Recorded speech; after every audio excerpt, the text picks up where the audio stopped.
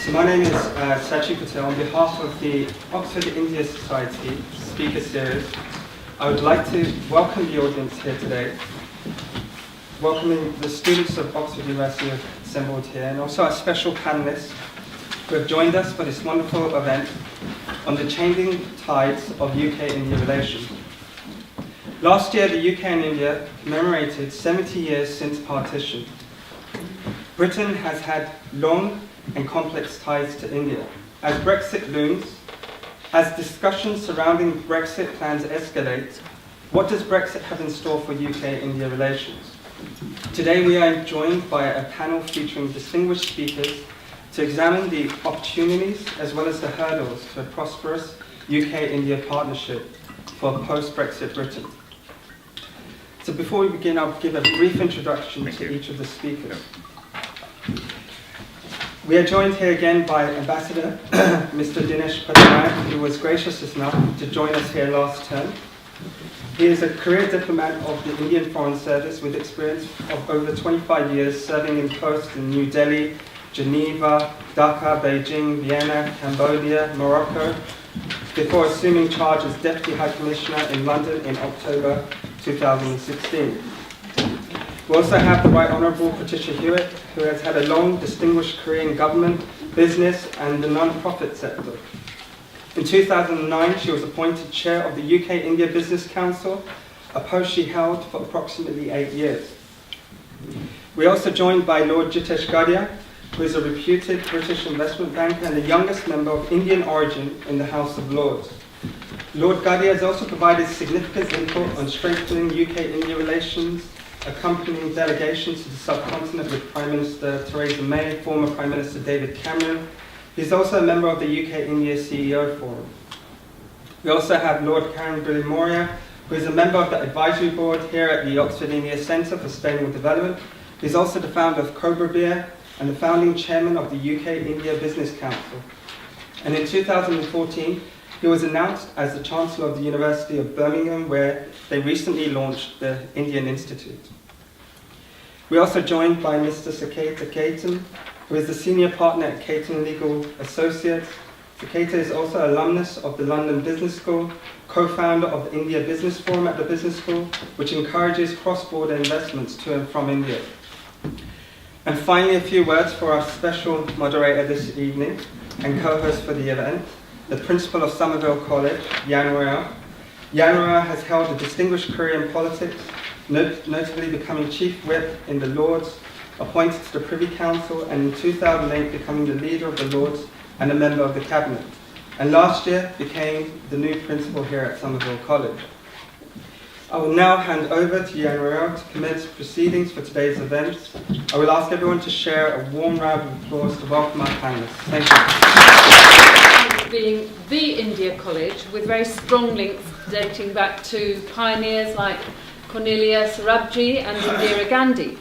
As you will know, this year we in Great Britain are celebrating the centenary of some women getting the right to vote in 1918, which was a huge step forward in our democracy. Sophie Julep Singh was a prominent suffragette, and while she wasn't at Somerville, her two sisters were. But I love the fact that in India you've got the biggest democracy in the world, and women got the vote there when the country was born in 1947. So that's very good. 1935. 1935, but all women got the vote in 1947. No, 47 all women got, but yeah. Women got the right to vote in 1935. Well, that's excellent. Thank you. So now at the Oxford India Centre, we are supporting India's future leaders with scholarships, and we've got 10 scholars at present, and we have several graduates, all of whom have gone back to India to work. And I'm particularly glad that the Deputy High Commissioner is with us this afternoon, because we have a unique partnership with the Government of India, and it's thanks to their funding that we have the Indira Gandhi scholarships. Our four panellists are going to make a brief introductory statement, and then there'll be questions from the floor. And I know that the topics will be wide-ranging, but I hope that at some stage in the conversation they will address the issue of Brexit and what will happen post-Brexit to this very important relationship between the UK and India. I, for one, care passionately about this, and I will not stop speaking out about Brexit. And I am mindful of the words of Mahatma Gandhi, who said, if I were to remain silent, I'd be guilty of complicity. So, as we move on, I'm going to ask each one of our panellists to make a brief statement. So first of all, Deputy High Commissioner, I'm going to start with you. Thank you. Well, India-UK relations, if you sum it up, we call it a strategic partnership, which basically means that we share relations in every domain that you can talk of, whether it's defense, education, culture, business, investment, anything that you talk of, there's a shared relationship. So what does Brexit mean? I mean, I'm not going to go into what we do because we're looking at a post-Brexit scenario. What does Brexit mean for India? Now, we've been banging our heads for the last 1 year to see what it means for us. First, we have to be clear as to what Brexit means for UK, before we can be clear of what Brexit means for India. But when you take away all the noise and clutter from what's happening, the discussion around Brexit, 2 to 3 things will have to happen. One is that there has to be a customs agreement. There's no way you cannot have that, because linked with it is the Northern Ireland question, and linked to it is the fact that both sides trade so immensely with each other that if you start checking every truck going from UK to the continent, your highway which links up to Dover will become the biggest car park in the world.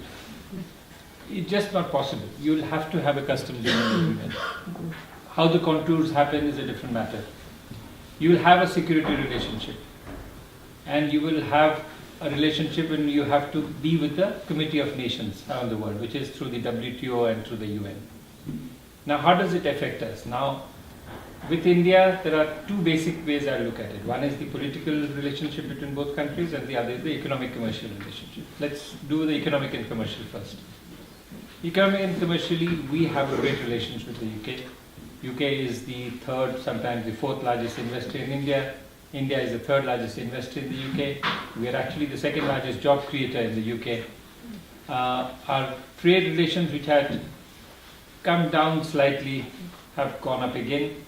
So essentially, where trade and investment are concerned, we have a decent relationship. It's not as great as we want it to be, but it's a good relationship. But right now, all that we do with the UK goes through the prism of EU, which means that if we have to discuss on trade relations, we have to discuss with the EU. We don't discuss with the UK. If we have to discuss non-tariff barriers, we discuss it with the EU. If you have to do sanitary and phytosanitary issues, it's the EU regulations which matter rather than UK regulations. So if you look at all this, any increase in the bilateral trade or any increase in investment relationship was not kept hostage, that's not the right word. It was actually dependent on what the EU thinks rather than what UK thinks. So what we are looking at is, in a post-Brexit scenario, it will be us in the UK deciding how we want to increase our trade or not increase our trade. And that would mean, according to a study done by the Commonwealth, there's an increase of about 15 to 20% in bilateral trade between both countries. Now, investment would also increase because today, wherever trade doesn't reach is where investment reaches. And given the fact that instead of selling something to India, if you can make it there, sell it in India and sell it across the world, it's a much better proposition. The same way, there are lots of Indians who are buying up businesses here in the UK, and with the pound having fallen, the last 1 year has actually seen a lot of buying of UK assets by Indian companies. So where economic commercial relations are concerned, I'm very sanguine that things will go up post-Brexit, no matter what scenario UK has with the EU. When it comes to political, it's actually very, very good. Because even in political, what happens is, despite the fact that the top level of leadership meet each other regularly, and we have a host of institutional mechanisms which allow us to discuss things regularly. So you have the Defence Consultative Group, you have the dialogues across the economic and financial dialogue, you have a host of the joint work with the JETCO, in every field you have a dialogue between the 2 countries. But the interaction between top ministers of the UK government and top ministers in India was restricted with the fact that in most cases where the EU has jurisdiction, you discussed with the EU. So you met all the 27 in Brussels or some other place rather than having a discussion across the board here in the UK. So if you look at that, Again, the same logic applies. Post-Brexit, we will probably have a closer relationship. But more than that, what is important is suddenly the UK has rediscovered the world. In 1973, the UK said that the Commonwealth is passé and it's the EU which is the future. In fact, if any of you go back and read the debate of 1973, it was all about how the Commonwealth doesn't matter anymore, how the rest don't matter, how it's very important to get into the EU. And today the narrative is exactly the opposite. Of how the EU actually doesn't matter. Now the future is with Commonwealth, with India, with China, with the rest of the world. And this whole thing about a global Britain, where Britain is outward looking, and that Brexit is not a sign of inward looking, but a sign of outward looking Britain. Well, you can take it as to what you think is correct. But the point is, it is good for us because it's a relationship which UK now realizes it needs these countries as a partner. And when they realize they need these countries as a partner, then everything else falls into place. Parliament then takes the right decisions, bureaucrats take the right decisions, businesses realize where their future lies. So in that sense, the relationship will become better. So this is in a nutshell how I look at it. There are many issues which bedevil the relationship, as there are very good things about the relationship. Don't read the media too much. Visa issues is not so much of an issue. But there are small irritants which are there in any relationship.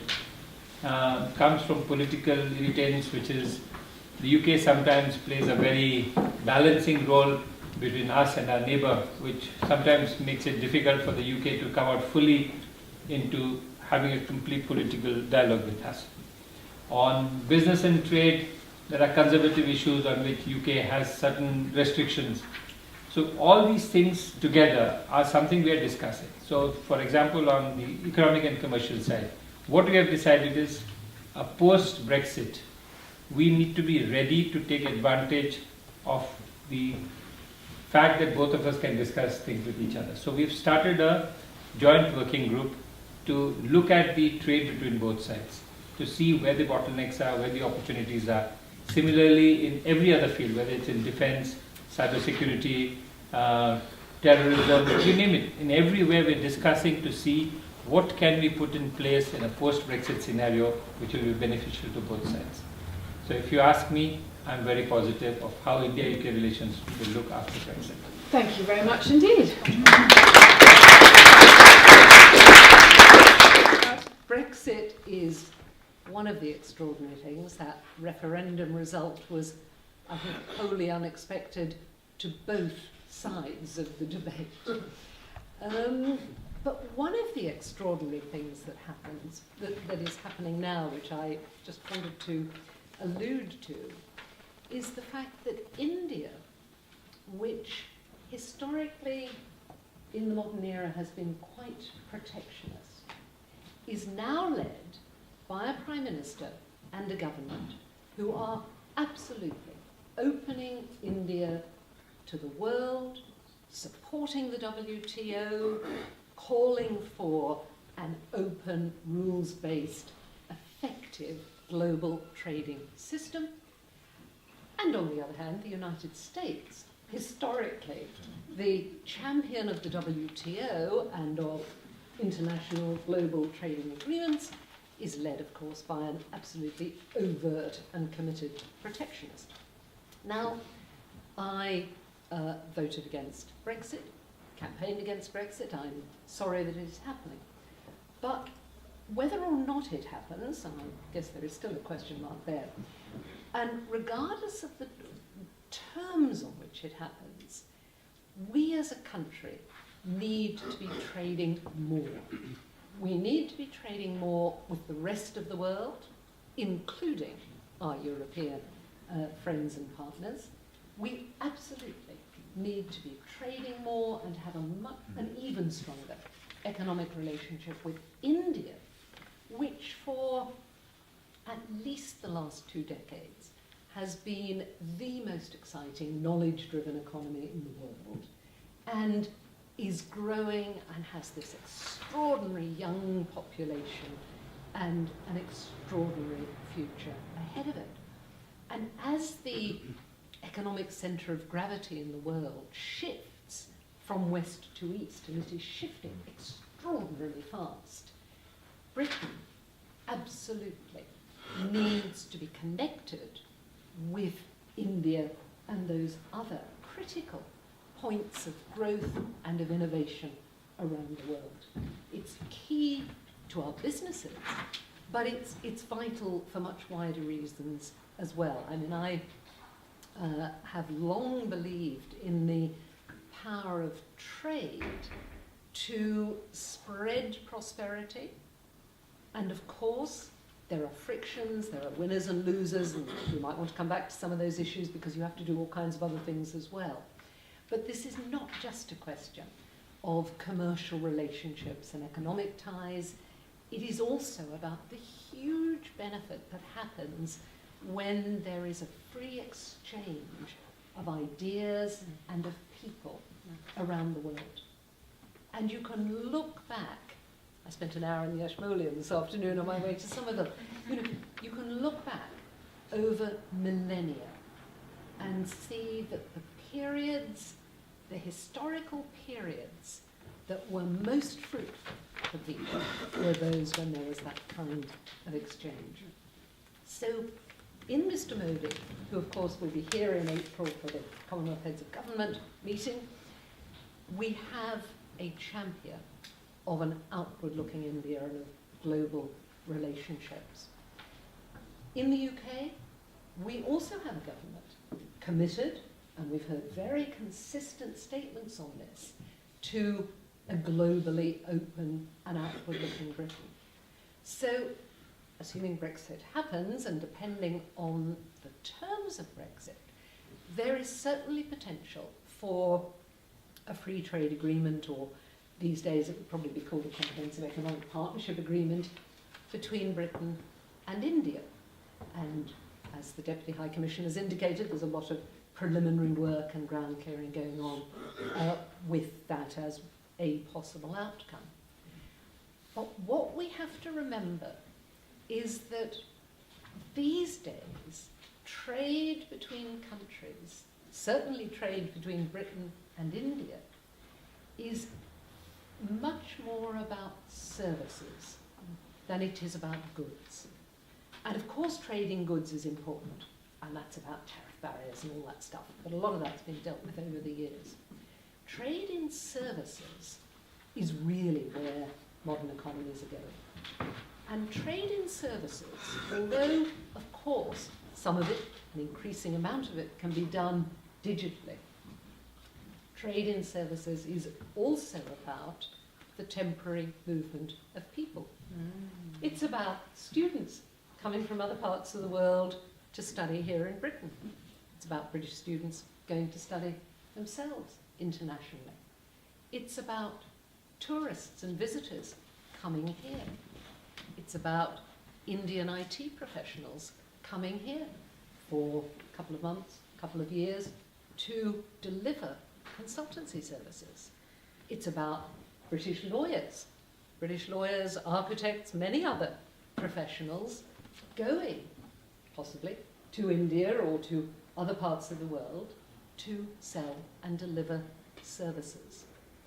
And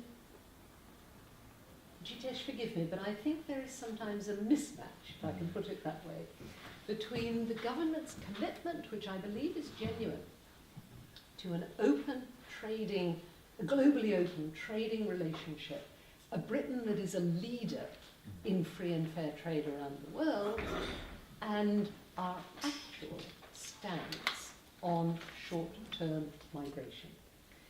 Don't need to go into the details, it's pretty obvious, but frankly, any of the new free trade agreements that are being talked about as one of the opportunities that the government wishes to pursue post-Brexit will need to have chapters on services and the temporary movement of people, because otherwise they will not be agreed and they will not deliver the benefits to the people of both our countries that these agreements could and should deliver.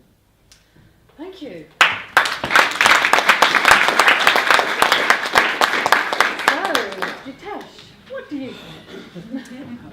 Well, look, I think firstly it's a great honour privilege to be here. You've actually got, I think, 3 members of this panel who are in fact, Cambridge graduates who are here and proving that we don't have to be very tribal. In fact, in my case, and I think probably Karan's case too, and this really does demonstrate that we're not tribal. I think both of us were invited to be in India today with the Vice Chancellor of Cambridge University. Wow. So we're both part of his circle of advisors on India, and we've chosen to be here. So that hopefully shows you our mindset as collaborative people.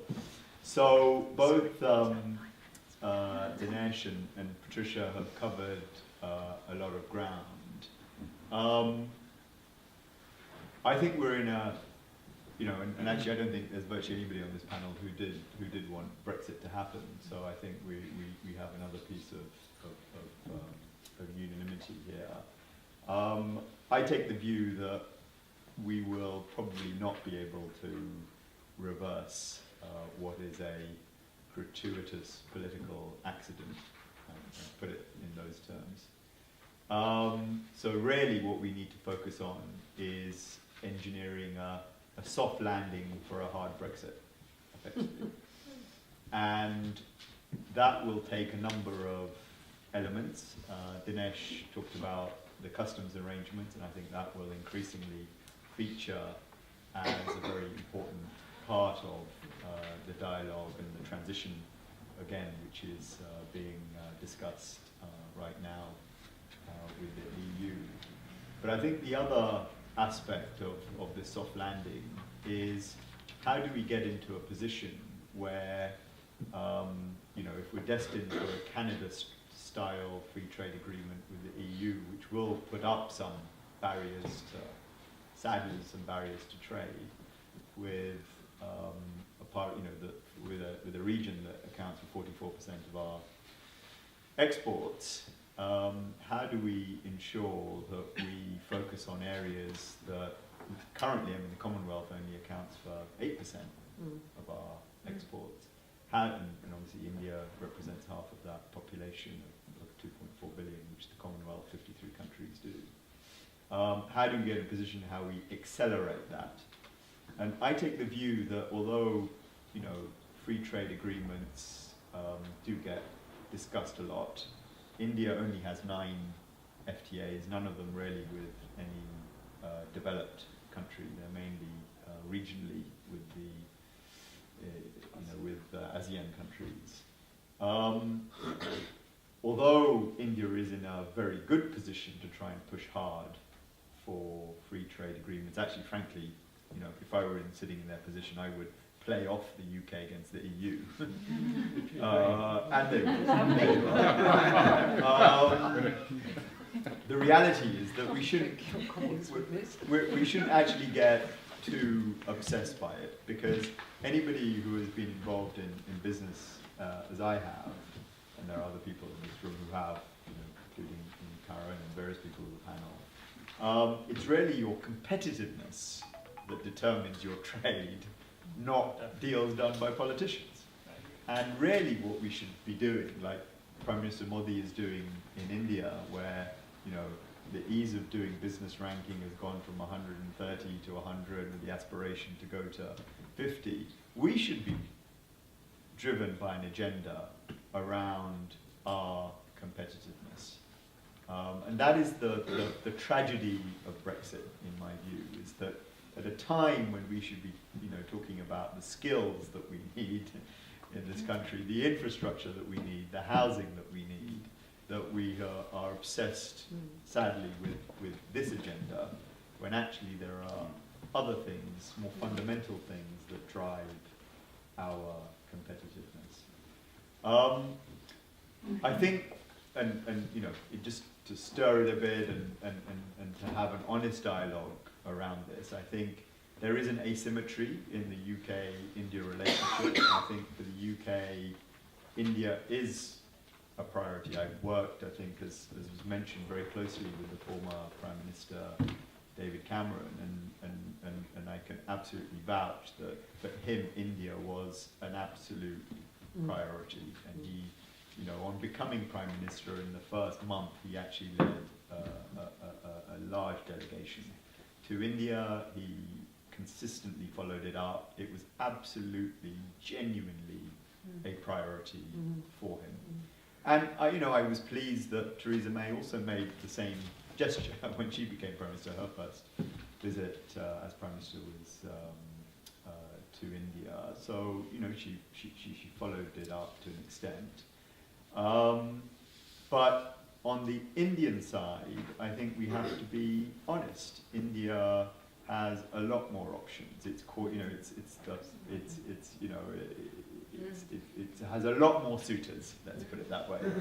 And this week you've seen a week-long trip to India by the Canadian Prime Minister, which has been very analysed. And I have to say, he's got a very cute family, and I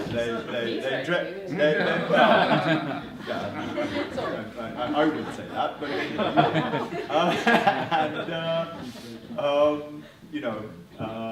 but he's found, frankly, as an important country, that it's the stance that, frankly, they have a very large Sikh population, 500,000 Sikhs, and there are more Sikhs in the Canadian cabinet than there are in the Indian cabinet.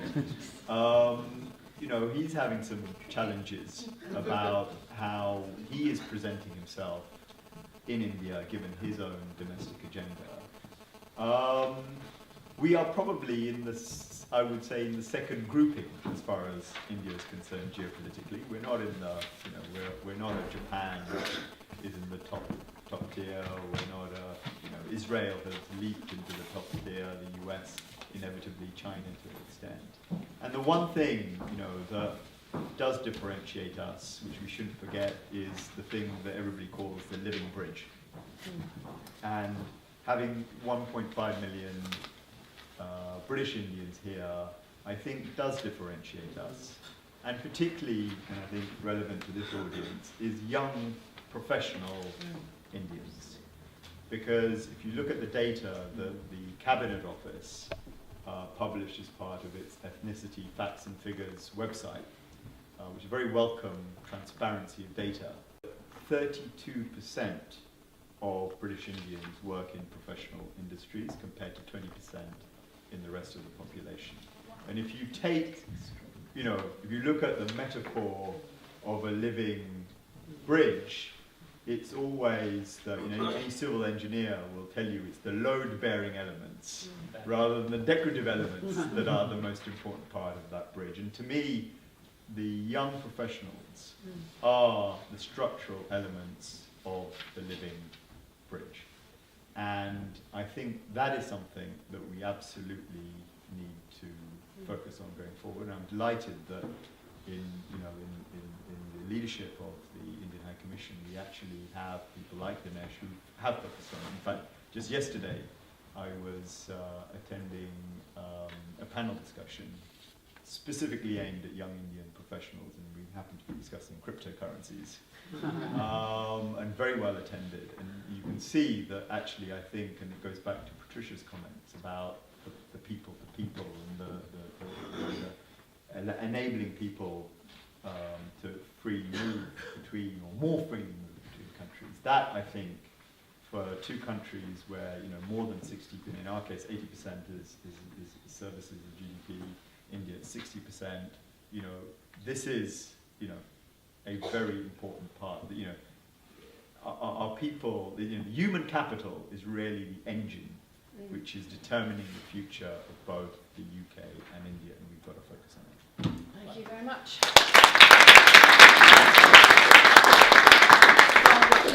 Can we have a legal perspective, please? Okay, so I'm the odd one out here. No. All politicians. I'm the only lawyer. Half of the parliament. Oh, you have a law degree too. That's fantastic. So I take a different view, actually. And I'll sort of go into some of the facts and figures that I've been reading. And then I'll go into something where I'm involved in, because effectively I'm sitting in the middle of Europe, US, UK trade going back into India. Right? So a couple of figures. If you look at pure trade, if all tariffs were made to zero, I believe that UK India going into India would increase to 26%. That's what the research says. Going back, India, UK, it'd be 8%. Right? So UK trade barriers are anyway low.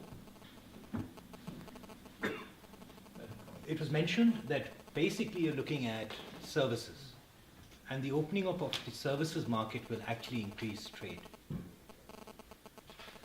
Will India open up services? When you look at the General Agreement on Trade and Services under the WTO, you cannot discriminate between nations on services.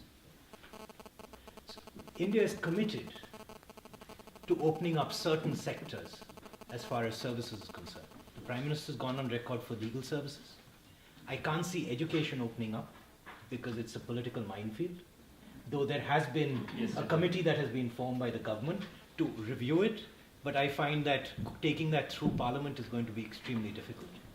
If you look at other services like architects, accountants, etc., I think they fall under one lump, right? So where does the trade sort of increase? And as Lord Gadhia correctly said, UK comes second. And the reason why it comes second is India is actually focused inward today. And let's just go and look at why it is focused inward in a significant manner. If you look at what Prime Minister Modi has done, I sort of look at the implementation of what he's done over a period of 4 years. And he started with sort of attacking corruption, black money, parallel economy. A lot of people say that, cash is back into the system and the parallel economy is back. I don't believe it. I don't believe it because of two reasons. There is absolute nervousness within the business community to hoard cash. And this I'm talking about from personal experience. Really? Absolutely. Put that on Twitter, quick.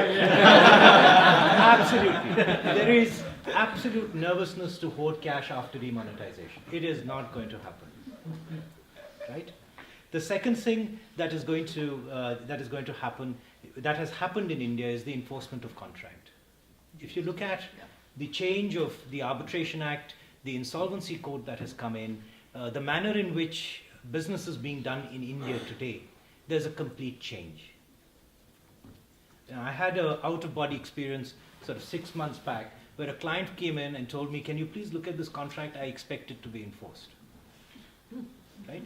Now, why did he come and say that? In India, the legal system was such that it took between 10 and 20 years for a contract to be enforced. Today, the time limit has come down to 6 months to 1 year. Wow. Once you have contractual enforcement, in effect, trade opens up because there is certainty of being able to enforce your rights. Right? So that is a significant step that Prime Minister Modi has taken. The third step that he has taken is transparency. And that is GST coming in. Yes, it was not implemented properly. But over a period of time, you're going to see that the ability to be able to evade taxes is going to come down significantly because every transaction will be matched with the other. And any transaction which misses the system will be caught. That is what GST does.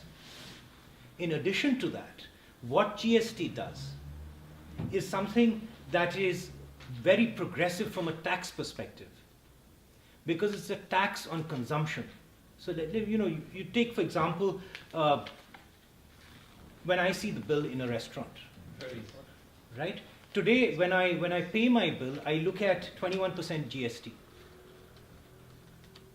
It's very high. But what one does not realize, it's actually an addition of all the indirect taxes that were there pre-GST. And it's actually less than what it was before. And it was less than before because that 28% rate has now come down to 18 for most goods and services. What it has also done is increased the tax net, which means that it will give the ability to the government to be able to invest into the country. The last bit is twofold. One is the change to the Income Tax Act, which is the tax code in India. And second is the change to the Prevention of Money Laundering Act. And the third is the change to the Companies Act of India, increasing the liability of independent directors. So you're having a full governance network or system being brought into place, which India has never seen. So let's just go back to what the finance minister said in a speech last year. Not this budget, but the previous budget. India is generally a tax non-compliant country. Let me give you figures. I mean, yes, made a joke, you all laughed at it, but here are these figures. On demonetization, there were 186,000 people that deposited over 3.5 crores, which is 35 million Indian rupees. And there were the people who declare income over 1 million Indian rupees every year is 126,000. You do the figures, they don't add up. How can a country grow when its tax base is purely non-tax compliant? So my point is very simple. Today, India, and you look at Indian businesses, are stressed because the entire way of doing business is changing. Within that period of time, my question for India is that does it have the time to look at an island which has cut itself off from Europe, of 60 million people, to do a free trade agreement which benefits India zero? Thank you. Wow.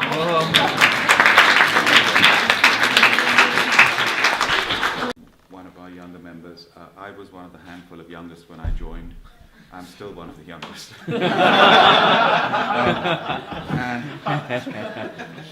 Now, whenever I show any visitor around Parliament, I did this yesterday, I take them to St. Stephen's Chapel, which used to be the House of Commons chamber.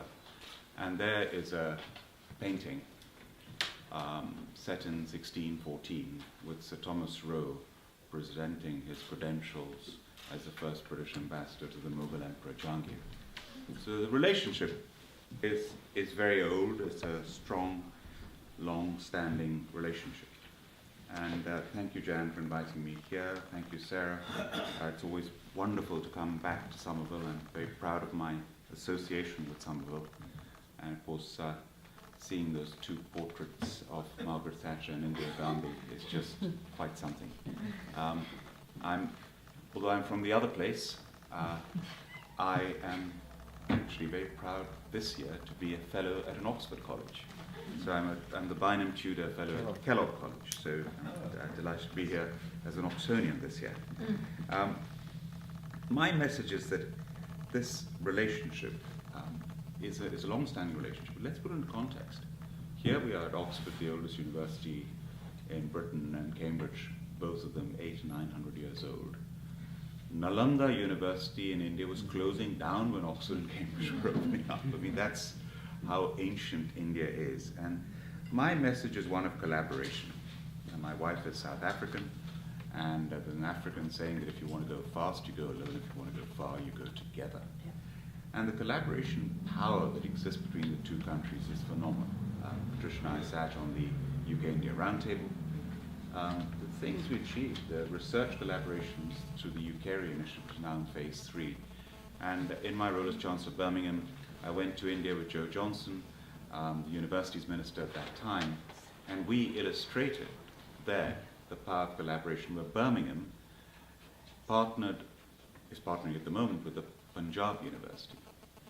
And when Birmingham does research on its own, we've got a field-weighted impact of 1.87. Punjab University does research on its own, it's about 1.35.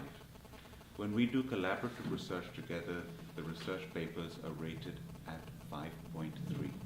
Wow. 3 times. And to just compare it, when we do research with Harvard collaboratively, it's Birmingham 1.87, Harvard's about 2.4, it's about 5.4, not much higher than Punjab and Birmingham collaborating. So the power of collaboration is phenomenal, and I think that is what we've got to continue to do. I think that the India Institute that we've set up at the University of Birmingham, now many universities have India Institute. Somerville, of course, is way ahead of the game, but universities, LSE has their own India Institute, etc. The India liberalizing, I think, is absolutely crucial. So that point goes without saying. The fact that foreign lawyers still can't participate in India. The fact that Indian universities still do not allow foreign universities to open up in India. And yet the brightest students in the world are in India, the IITs. I mean, it's impossible to get into an IIT. 1.5 million try, 130,000 make it to the first cut, 10,000 actually make it. I mean, that's more difficult than Oxford, Cambridge, Harvard, Yale combined, multiplied by many times. If only India allowed foreign universities to open up, it would be great for India, it would be great for the foreign universities. And Jitesh spoke about the living bridge, the diaspora. The 1.5 million Indians over here, what a powerful, powerful part of India. 30 million Indians around the world. I went, we were invited, Jitesh, you couldn't make it, but we had the parliamentarians of Indian origin. Narendra Modi invited us back to India in January. One of the largest contingents was from the UK. And those parliamentarians now of Indian origin are reaching the very top. I mean, Ireland has an Indian Prime Minister. Portugal has a Prime Minister of Gold origin. Switzerland as well. You know, now, I've always said that in my lifetime there'll be an Indian as Prime Minister in the UK. So it's about time that happens, and I think it will happen. And when it comes to EU-India, now, one thing I don't like this term, Dinesh, I agree with Dinesh on everything, except one thing he said today, post-Brexit. Okay, I'm asking all of you now. If you had a free choice, now, and we could remain in the European Union, how many of you would vote to remain in the European Union? Can I just see a show of hands, please? Just about everybody. Right. So I believe that I spoke in a debate in the withdrawal bill earlier this week on the customs union, and very, very clearly there's a strong move now to remain in the customs union. I think we also have to remain in the single market, but the government has put down these red lines that we're going to leave the single market and we're going to leave the customs union. I just don't see how that's going to happen. And all this going global, Britain going global, what a lot of nonsense. I mean, Britain is already a very global country. It's already one of the most open economies in the world. In fact, before Brexit, we were flying. We were the fastest growing economy in the Western world. And let's just put it into context. 50% of our trade is with the European Union. Even if that falls and declines over the next 10 years, it's still going to be at least 40% in 10, 15 years' time. Through the European Union, we have free trade deals with over 50 countries that makes up almost 20% of our trade, including now Japan, Canada. And let's put into perspective, Canada-EU free trade agreement took 8 years, CETA. What proportion of Canada's trade is the EU? Less than 10%. Who's Canada's biggest trading partner? United States next door. So it's quite obvious that the EU is our biggest trading partner and always will be. The 70% of our trade, are we going to give that up to go after the 30% instead? Or America's 18%, the Commonwealth, as Jitesh said, makes up less than 10%. We should do much more with the Commonwealth. We could and should do much more with India, but the reality is the EU is so important to us. And not just trade, it's security. I'd pay the £8 billion a year that we pay to the EU every year just for the peace that we've had in the European Union. And when it comes to laws, I've been in Parliament for 11.5 years, take back control of our laws, another load of nonsense. The laws that we make that affect us on a day-to-day basis, we make in Parliament, whether it's our taxes, whether it's planning, whether it's health, whether it's higher education, they're made in Parliament. So let's get real. We're going to end up remaining in the European Union.